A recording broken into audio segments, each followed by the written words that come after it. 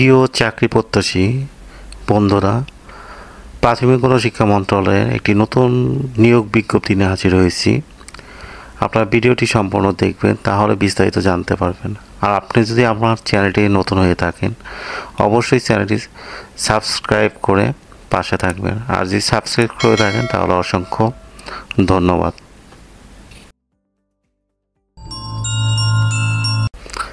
প্রাথমিক ও গণশিক্ষা মন্ত্রণালয় 25 আগস্ট 2025 খ্রিস্টাব্দ তারিখে একটি নিয়োগ বিজ্ঞপ্তি প্রকাশ করে।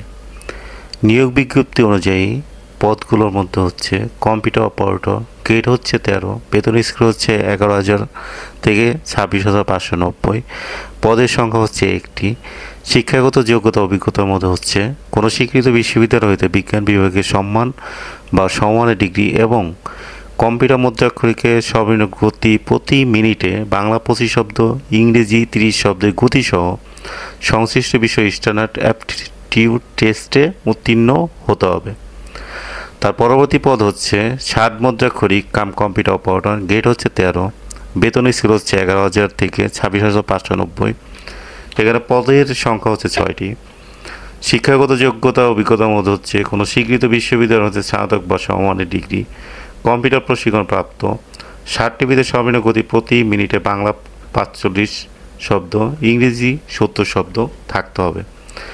কম্পিউটার মুদ্রাক্ষরকে সর্বনিম্ন গতি প্রতি মিনিটে বাংলা 25 শব্দ এবং ইংরেজিতে 30 শব্দ থাকতে হবে। কম্পিউটার ওয়ার্ড প্রসেসিং সহ ইমেল ও ফ্যাক্স চালানোর দক্ষতা অভিজ্ঞতা থাকতে হবে। ক্যাশিয়ার, গ্রেড হচ্ছে 14তম, বেতন স্কেল হচ্ছে 10,200 থেকে 24,680, পদের সংখ্যা হচ্ছে একটি। পরিচিত যোগ্যতার মধ্যে হচ্ছে কোনো স্বীকৃত বিশ্ববিদ্যালয় হতে বাণিজ্য বিভাগে স্নাতক ডিগ্রি এবং কম্পিউটার ওয়ার্ড প্রসেসিং সহ কম্পিউটার চালানোর দক্ষতা অভিজ্ঞতা থাকতে হবে। পরবর্তী পদটি হচ্ছে অফিস সহায়ক কাম কম্পিউটার মুদ্রাক্ষরিক, গ্রেড হচ্ছে 16, বেতন স্কেল হচ্ছে 9,300 থেকে 22,490, পদের সংখ্যা হচ্ছে 5টি। এখানে প্রয়োজনীয় শিক্ষাগত যোগ্যতার মধ্যে হচ্ছে কোনো স্বীকৃত বোর্ড হতে উচ্চ মাধ্যমিক সার্টিফিকেট বা সমমানের পরীক্ষা উত্তীর্ণ, কম্পিউটার প্রশিক্ষণ প্রাপ্ত হতে হবে। কম্পিউটার মুদ্রাক্ষরিকে সর্বনিম্ন গতি প্রতি মিনিটে বাংলা 20 শব্দ, ইংরেজি 20 শব্দ থাকতে হবে এবং কম্পিউটার ওয়ার্ড প্রসেসিং সহ ইমেল ও ফ্যাক্স পরিচালনার দক্ষতা অভিজ্ঞতা থাকতে হবে। অফিস সহায়ক, গ্রেড হচ্ছে 20তম, এখানে বেতন স্কেল হচ্ছে 8,250 থেকে 20,010। এখানে পদের সংখ্যা হচ্ছে 20টি, অর্থাৎ অনেকগুলো পদ। এখানে যোগ্যতার মধ্যে হচ্ছে কোনো স্বীকৃত বোর্ড হতে মাধ্যমিক সার্টিফিকেট বা সমমানের পরীক্ষা উত্তীর্ণ হতে হবে। 1/9/2025 খ্রিস্টাব্দ তারিখে প্রার্থীর বয়স 18 থেকে 32 বছরের মধ্যে হতে হবে। আর এখান থেকে দেখা যাচ্ছে যে 2 এবং 4 নং পদের ক্ষেত্রে, অর্থাৎ দেখা গেল 7 মুদ্রাক্ষরিক কাম কম্পিউটার অপারেটর এবং অফিস সহায়ক পদের ক্ষেত্রে বয়সসীমা 40 বছর পর্যন্ত শিথিলযোগ্য।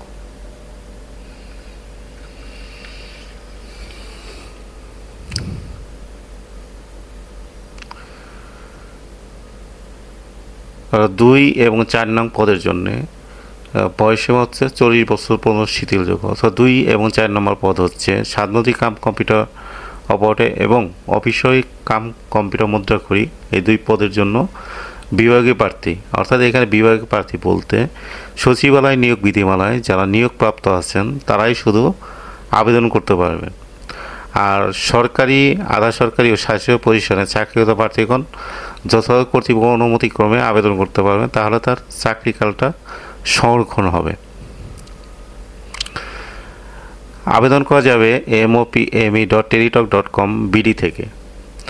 এখানে আবেদনের শুরু হচ্ছে 1/9/2025 খ্রিস্টাব্দ সকাল 10টা থেকে এবং আবেদন শেষ হবে 21/9/2025 খ্রিস্টাব্দ বিকাল 5টায়।